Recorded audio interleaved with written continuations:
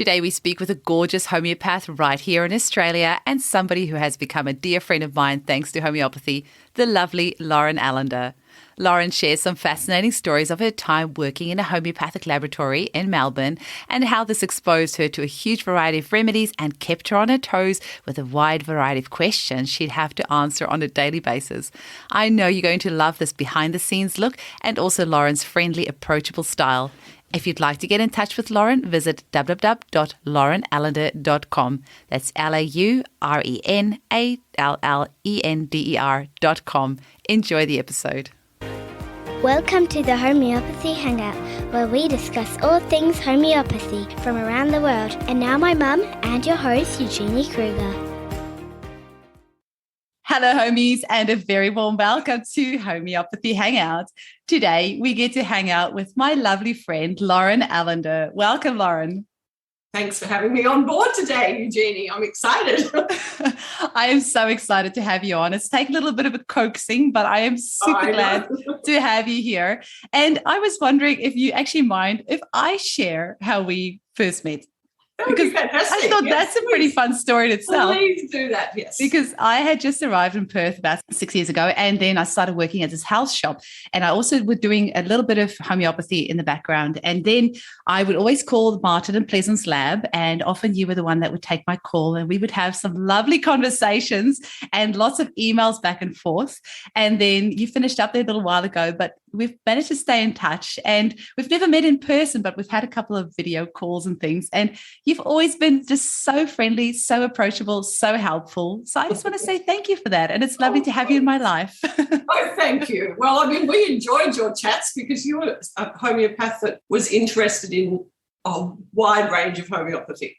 So you weren't just doing one thing and repeating, and you were learning and changing and shifting and exploring. So it was interesting always. Yeah. Oh, well, tell us a little bit about what was your introduction to homeopathy? How did it come about? The famous mother story, the mothers, when you're a mother.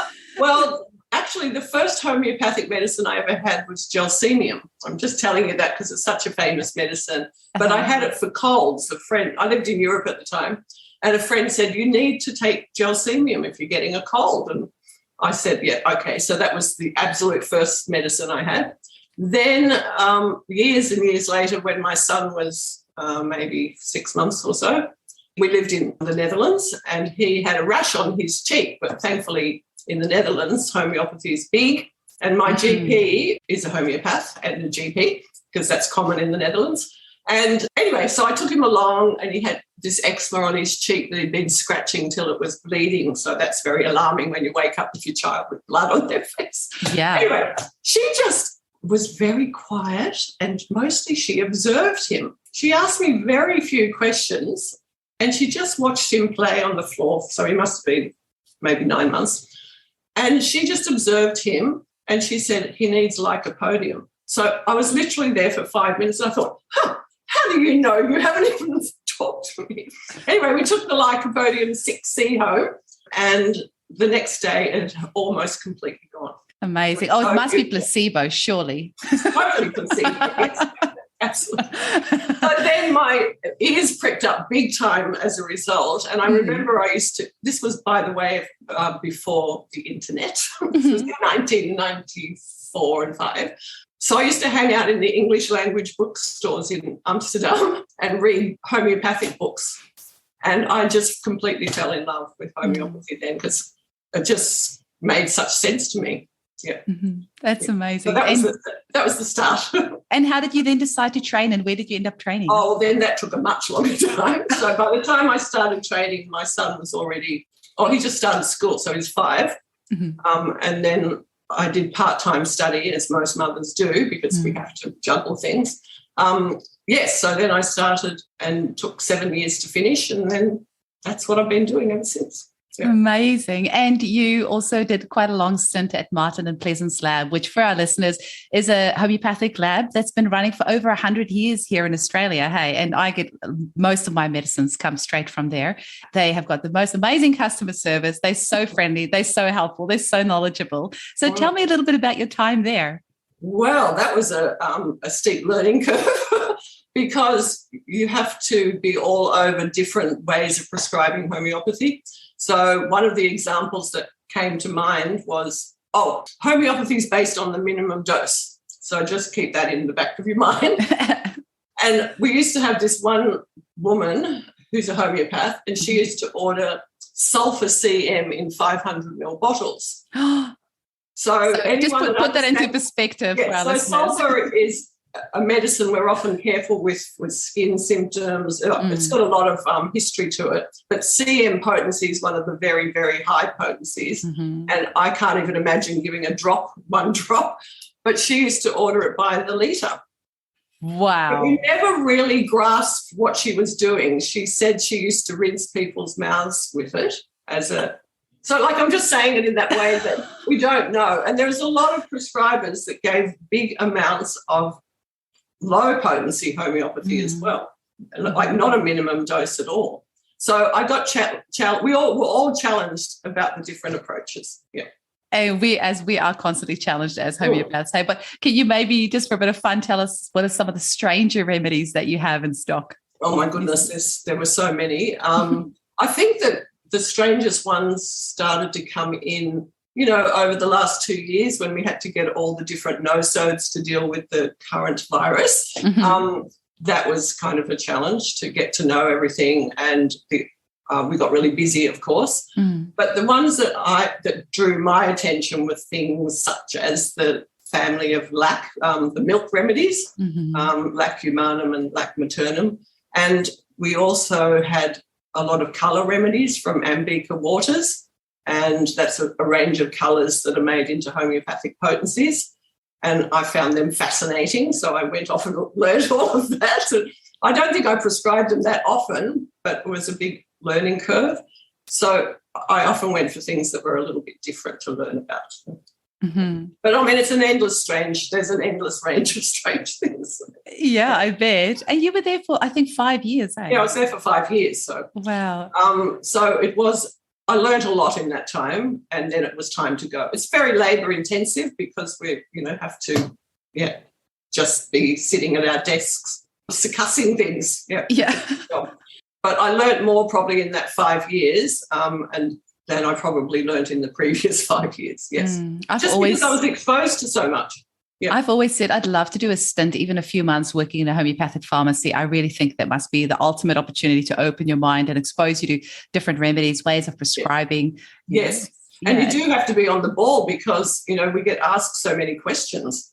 I mean, I've been in a lot of frontline roles, but that's the one that I've had to answer the most about, And absolutely. And people expect you to know everything. I know every time I called up, I was like, well, you just expect that you would know everything. But, you're only human at the end of the day. Well, we did supply to the public as well. So we might be starting at, really basic things like gelsemium, which is a common remedy, or we might go to something that we would hardly even know were there. Like, can't think of a good example, but I think there was 3,000 remedies there. That's a lot. It is a lot. So you can't be over all of them. And every week we would say, wow, I've never heard of this before. Well, I think I've got most of Martin and Pleasant's remedies then, because I'm up to about 1,600 at the moment. Oh, and most of that came from Martin and Pleasant. That's fantastic. And I did get a Christmas gift from them 2 years in a row for being one of their best customers. We did endeavour to acknowledge people. Yeah. Which actually, I just have to say, they bought me a voucher for a donation on my behalf to Homeopathy for Health in Africa, which I thought was the best present ever. So anyone out there, if you ever want to buy anybody a Christmas gift and you don't know what to get them a donation on behalf of that person to Homeopathy for Health in Africa. Yes.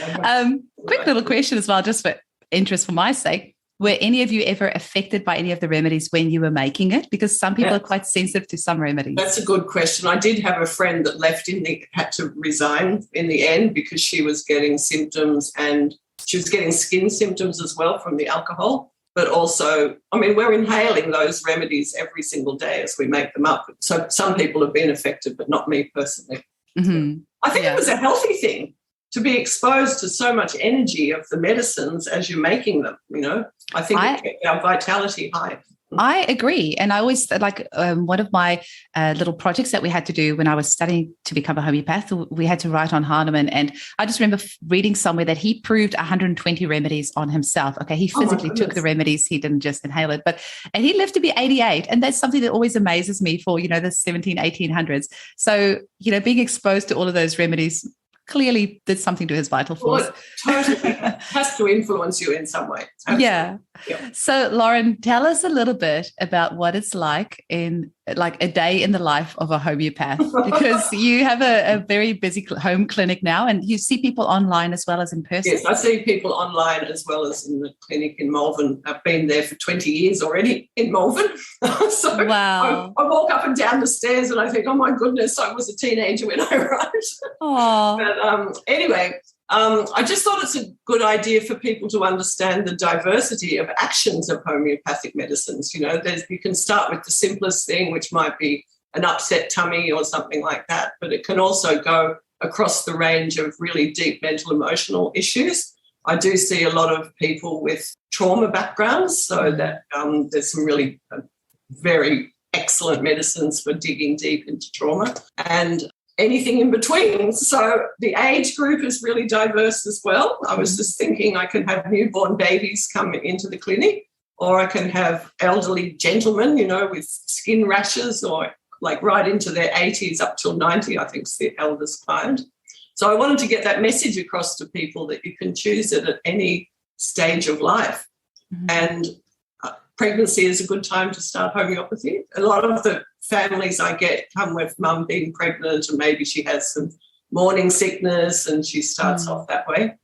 And then once you've got the mum in, then you've got them for life. Absolutely. And I think with pregnancy, the thing is that, up until the day that you're pregnant, you can take any drug, you can take anything, there's no issues. But the moment you're pregnant, it's like, no, you can't take this. No, you can't take this. No, you can't take that. And then suddenly you're left with hardly any options of what you can take during pregnancy. And then people, if they're lucky, discover homeopathy and realize it's completely safe during pregnancy, birth and beyond. And then that really opens their minds. So absolutely. And also for labour, birthing, often we make up kits for the mums so that they've got something in the labour ward, the partner or the doula or whoever's with them can offer them some solutions while you're in labour.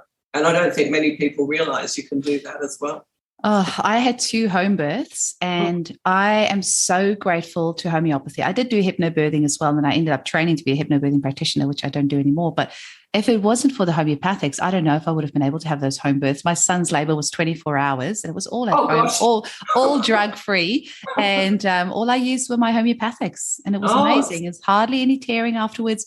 Milk came in straight away. 12 hours after his birth, I went to the supermarket to go do some grocery shopping. Oh, my goodness. That's just amazing. I don't recommend people do that, but I was on such a high, and, the breast milk came in. He had no issues. It was just the most amazing thing, and I credit 90% of that to homeopathy. Right. Well, unfortunately, I wasn't a homeopath then when I was pregnant.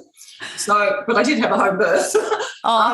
So that was, but it wasn't down to homeopathy. So I wasn't using it regularly at all in my pregnancy. So I discovered that, as I said, from my son once he started getting eczema. So, amazing. Yep. And have you got any favourite cases that you like to treat, or any areas? Well, I do see a lot of children mostly because I adore children, and they're so fascinating, and I can't help but fall in love with chatty little 3-year-olds when they're telling me.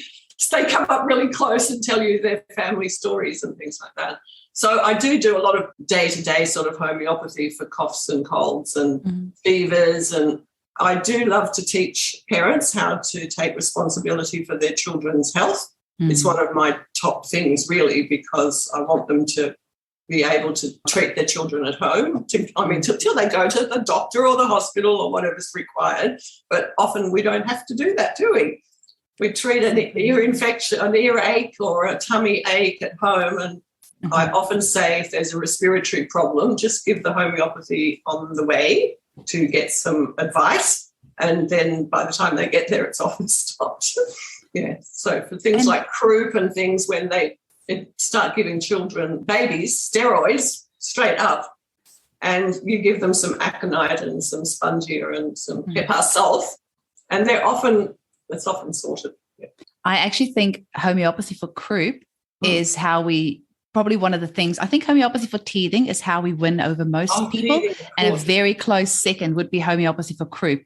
Because I have never not been able to help a child with croup with, aconite spongia, hepasulf, and drosera. Between those four, it's like a no-brainer. And you can just, everyone can have a good night's sleep. Your child can breathe properly. Instead of it becoming a recurring thing because you use steroids and it keeps recurring, once you use the homeopathy, you'll often find your child won't have croup again after that. So, and it also takes the fear factor away because you've got something at home to start administering. So, because it is a scary thing at home when your child's got so croup. Scary. Yes, absolutely. But once you have the tools. So I get a lot of enjoyment about teaching mamas. So one of my clients today, actually, I met her when she came to one of my workshops. My friend and I did workshops for homeopathy at home workshops a long time ago, 10 years ago. And she was fully pregnant on that day. And she's still, as in giving birth the next day. And her child now is 12. And so I just spoke to her today about her youngest child. So she has learned homeopathy so well to manage her children, and she just has to check in every now and then to find some other solutions. So I get so overjoyed actually for those families because they've taken responsibility. That is the best feeling. It's the best thing. I've got numerous families like that whose children are now going into secondary school, but the children know what to take. Do you come across that when they just say, oh, and the little boy today, he was actually a new client. I only just met him, but he is used to taking arnica. So he tells his mum when he's had a fall or he's got a bruise, I need arnica, mum. So they already are being educated. My 10 and almost 8-year-old are the same. Like they know their remedies, they know what to take when. And as soon as they start reading, my kids start reading the bottles. And the other day, I think I said to my son, take some Magfast. And then he read the bottle and he said, but that doesn't say it on the bottle. I'm like, I'm a homeopath. I know what you can use it for. Take it. You've got to do it properly, Mum. Yeah, he's like checking up on me. Are you sure? Yeah, exactly. Yeah, but if you can empower those kiddies, that's really the ultimate. Well, that's where my my dream lies, is to teach the children, and then they can teach the adults, actually. But so long as they're exposed to this information, then they will make decisions for themselves that are less chemical-based, so to speak. Yeah, absolutely. And they can get a change in their siblings as well, so that's good. Yeah, and hopefully their friends, their community, hopefully their teachers. Well, what you're doing is getting the word out into, across the globe, so to speak, and people will be drawn to using different options, especially after the last 2 years when people were so unwell and they didn't know how to manage their symptoms. They couldn't get the help they needed, and I just encourage them to have a kit, at least a basic home kit, so you've got somewhere to turn for a fever or anything like that. I completely agree. And not all of the weird restriction-y things are done here in Western Australia yet anyway. So if you go to a hospital, there's still like certain protocols and things that you have to do. So a lot of people who have decided not to get the COVID vaccination are scared to go to hospital for little things because they don't, a client told me the other day, if you're unvaccinated, you have to wear an orange wristband in the hospital to identify that you're unvaccinated. I mean, that is just discrimination in the highest degree, for one. Yeah. But two, if it's something where it's, like you're thinking, should I take my child to hospital for croup, or should, with the discrimination, the stress, they might get separated because you're not vaccinated, or treat my child at home with something safe and effective. I know which one I'm going to take.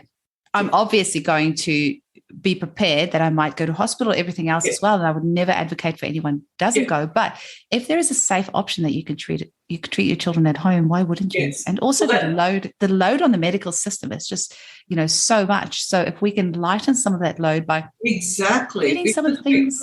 We have the best tools available to lighten that load. If we could just get that word out that we can treat simple things in the home. And then if things become more serious, we love the medical profession in that instance. And they're great diagnosticians. I often send my clients to have their ears, nose, throats checked so I know what's going on, and then they report back what was observed. Mind you, some GPs don't give a very thorough picture of the ears, for example. They just go, oh, it's a bit red, but they don't tell you about bulging bulging drums or anything that we require for our purposes. And even blood, I mean, they're great to send the clients off to go get blood tests done. But even I found clients that have said, oh, yeah, my doctor said my iron's fine. And then I say, well, email me your blood test result. And then you have a quick read through and there's actually bits that have been missed. So, yes. Yeah, it's... And they're overburdened with too much information, I think, the medical world. Because I don't blame them. There's tests upon tests upon tests, and they're not definitive. You know, I don't believe they're definitive because it's just a moment in time. We're dynamic beings. We change, you know, minute by minute. That's what the human is all about. So one test doesn't do it for me. Yeah, absolutely. So what, after all these years, Lauren, gets you excited about homeopathy? What makes you get out of bed and do it all over again? Well, because it makes a difference in people's lives. And that's my great joy, is I'm here, you know, in service to make it, you know, to make a change in people's worlds. And I did just think of a case recently because I just saw this woman this week, and she came to me first, even though she'd booked in for her son who had a few spectrum things going on. Anyway, she came to me and she said, I don't think you'd be able to do anything, but, you know, she had the drenching night sweats with menopause. And I said, well, we can give it a try. There's a few options. And the reason I'm telling you this story, she was one of my great successes. She took 1 dose of Mederinum, which is often used in that situation. It's a no-so, just as a deep-acting medicine, and a few doses of Merc-Sol 30. So I didn't even use the standard menopausal sweat. Yeah, absolutely. That's not even what I would have used. So no, that's why I'm telling you that. So sometimes you just intuit something and go with it. She's never had another sweat since then. She hardly took any medicine, and it was just, she was, you know, just in perfect timing and alignment. And she's also very healthy. Like, I just think her body took what it needed from the energy of the medicines. And she still says to me, we've met a few times since then, she goes, I still can't believe it. She said, I was like this for years. And it just stopped in its tracks. So I just like those. We all like those examples, don't we, homeopaths? That's so cool. And actually, I'm just going to read you my text message. I just got one before we started chatting. My clients just messaged me, I had to share my good news with you. My child's hair analysis test came back with no signs of heavy metals or radiation. I'm over the moon. Thank you so much for your help. This text message, I haven't. Oh, here we go. Another one. Hi, Eugenie. So this is like just 2 in a row this morning. Gosh, I haven't vomited in 3 days, which feels like a miracle. So grateful for you. She had very bad morning sickness. And I gave her the remedy symphoric carpus, which embarrassingly, I've never prescribed before, but she just, symptoms just led to that. But this is why we do what we do. Like, it's so rewarding. How cool is it having these messages on your phone of most people rewarding. saying? In fact, I had a message that I was going to bring up. Yeah, bring it up, because please. It was so cute. The reason I loved it is we don't always get feedback, as you know. Oh, no, I have to say, I have an email this morning from somebody who suffered with a cough for a couple of weeks, and I still haven't got the right remedy. So just like a caveat out there. That's why I'm telling you this one. It was a little boy. How did she tell? It was a little boy who'd had a 3-year-old or 3.5 who'd had a cough for 6 weeks. And it kind of came and went a bit, but mostly he was coughing and coughing. And so he had 1 dose of Rumex 30C. And the mum said he slept for 12 plus hours with no coughing in capital letters. So that was just Rumex. And then the next morning, though, he woke up and he said, Mum, I'm not sick anymore. Which I thought was beautiful. And she said every other day he'd been saying he's still sick. And then he was also happy to go to kinder that day when he'd been reticent for many weeks as well. So she was over the moon. She'd never used any homeopathy before, and he turned the corner. He still has had a cough since then, but the main part of it was diminished. I really love Rumex. It's a remedy made from yellow dock. And it's got that tickliness type thing in the throat. And I had a Rumex cough just this week as well from a gentleman who's had this cough for years. And he's been seeing me for about 1.5 years, but he never really mentioned this cough before. That wasn't his main complaint. And so now after all these consults, he's just said, oh, you've healed all these other things. I've had this cough for years. And I'm like, oh, okay. And responded so well to Rumex. Oh, that's fantastic. Yeah. In fact, the people that respond to Rumex, they just seem to, it changes them really quickly when you get the right He said it was just like a day or two, and then several days later it returned, and he just had another dose. But for our clients, like it's that, yes, like it's that.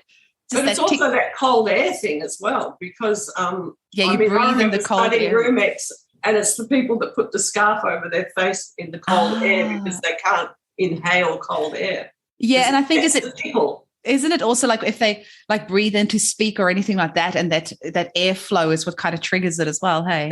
The tickle on the nose, which we get, don't we, as homeopaths, because we're talking all day long. Well, I will tell you a little secret. Often I record at 7 a.m. to account for my guests in America. And when I record that early, my voice is just really yucky until about 9 o'clock. So those first 2 interviews that I do from 7 till 9, my throat is just horrible. And this morning, what have you got in your hand there? It is the Narayani throat chakra remedy. And I had 1 dose and wasn't even 5 minutes. And it was all gone. I could just speak clearly. It was amazing. And is that a homeopathic complex or just a colour? It is a complex. It's the Narayani complex remedies, which, I mean, I won't lie, I am so skeptical about them. I'm like, how is this stuff working? I just don't understand. But I remember learning about a colleague actually at the lab, her husband, who was a naturopath, used to use Narayanis, and there was something called war. There is. War is amazing for infections. Exactly, but it's very high potency complex, and it works a treat every time, he said. It does. Yeah. And you know what? Their removal of entities remedy is absolutely incredible. Oh, really? I've had so many good results with that with kitties who have issues with spirits attaching to them. And thank you. I'll have to look at them again because amazing. I haven't used them for some time. But going back to the throat chakra, though, when I was talking about the colour remedies, well, turquoise as a colour, as you know, comes up for the throat chakra. Oh, I didn't know that. That's cool. Yeah, amazing. Yes, and so, sometimes just putting turquoise on your throat can be helpful. You know, the colour itself, which I find fascinating because it's just it's vibration. It's a vibration that your body's calling out for at that time.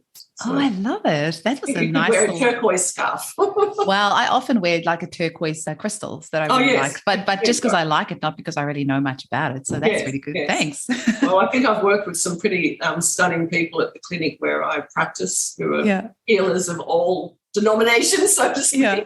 So I picked up a lot from them as well. I'm having so much fun chatting with you, Lauren. I kind of forgot that we're recording.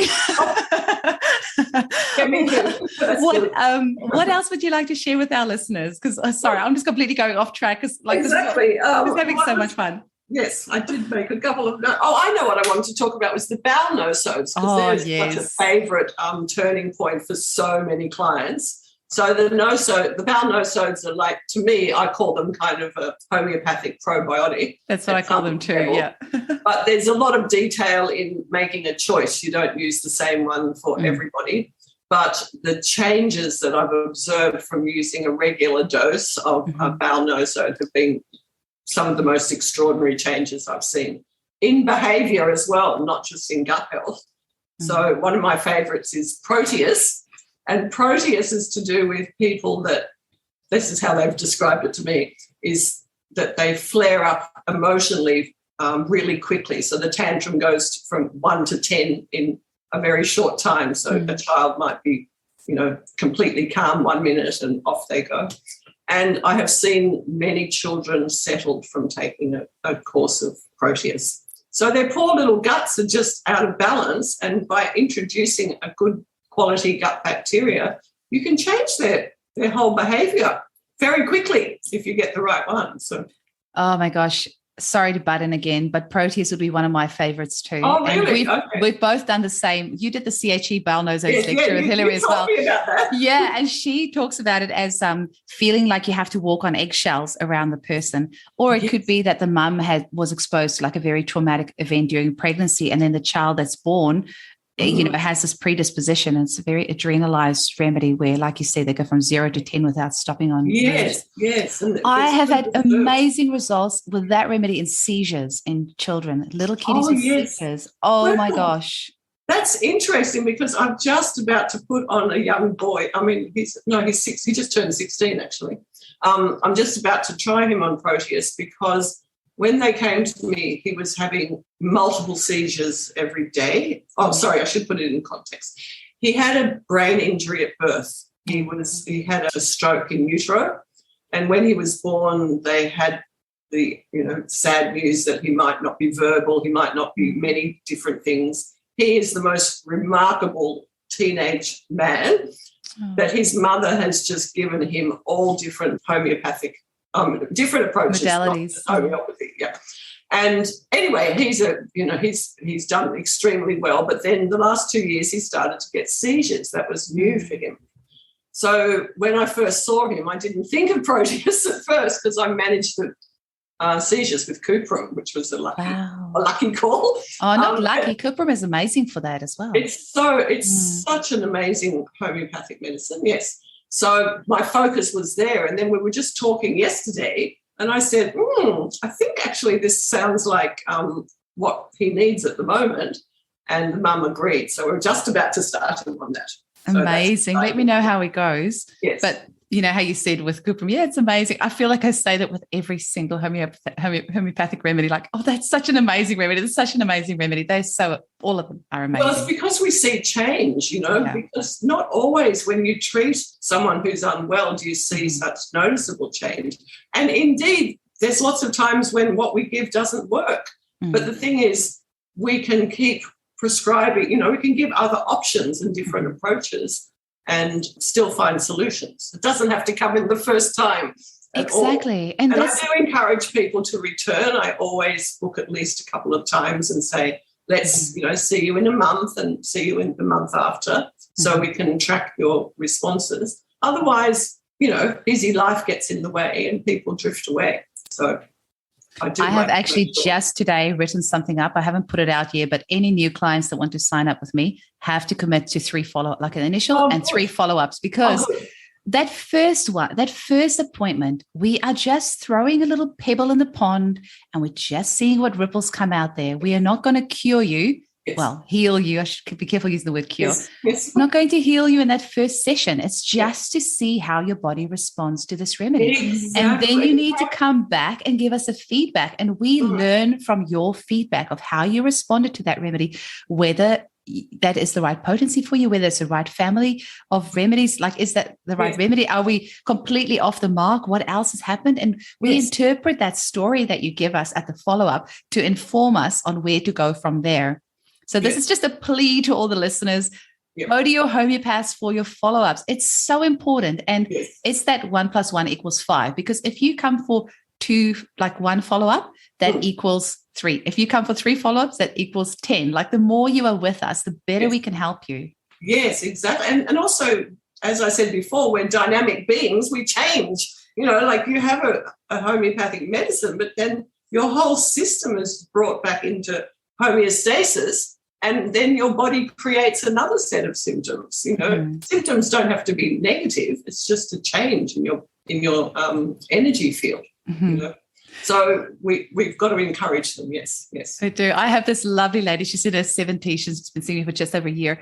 And I said to her this week, why do you keep coming back? Because there's nothing wrong. And she's like, I just come back because I love the experience. I love talking with you and I love seeing what other remedies we can try. And, we're trying all sorts of very interesting, like butterfly remedies and all the Narayani spiritual remedies. And so we're just having a play with her right now because all her main complaints are gone, but she's enjoying this process so much that she wants to see what else we can do. And that's actually lovely to be in that place, because if she goes through a shock or a trauma or anything comes up, she's going to handle that so much better. And also I'm going to know where she's been the last few months and what she's been up to. So it's going to be so much easier to prescribe. And also, so many clients come to be heard. They're not heard in our world at the moment. You're not heard at the GPs and you're not heard with your partner or your friends. And to have an hour being able to tell your story in a sacred space, that's a healing. That's the start of the healing as well. As you know, the conversation, that's the healing conversation. And so many people come just because they feel listened to and continue the process because of that reason. And also I have some clients, they say, at least once a month I know I'm going to stop and talk to Lauren. It makes, if they're busy, high-powered jobs and things, they just want that little assurance that they can switch off for an hour. I love that saying, if you don't make time for health, you'll be forced to make time for disease.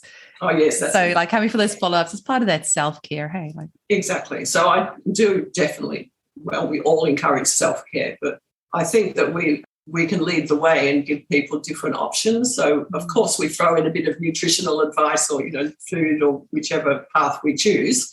But the basis is to have our energy field shifted with the homeopathy. That's how I see it.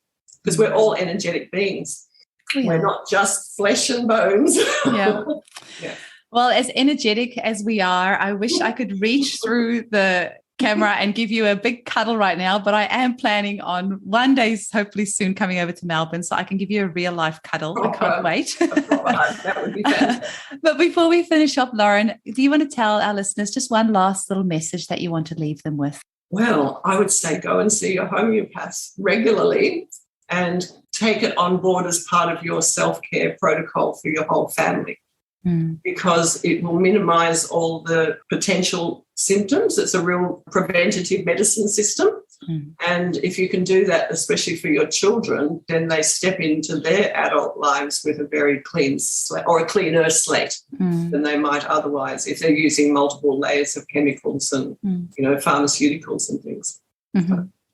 And how can people get hold of you if they would like to make a booking? Oh, I'm just under my name, Lauren Allender. .com. I have a website. .com.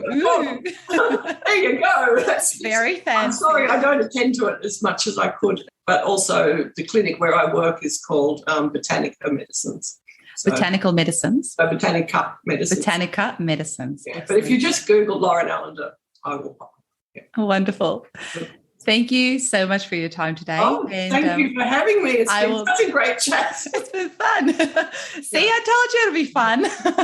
Exactly. I'll chat with you very soon. That'd be great. Thanks for having me, Eugenie. Pleasure. Keep up your amazing podcast. I love them. Thank you. See you. Bye. Bye.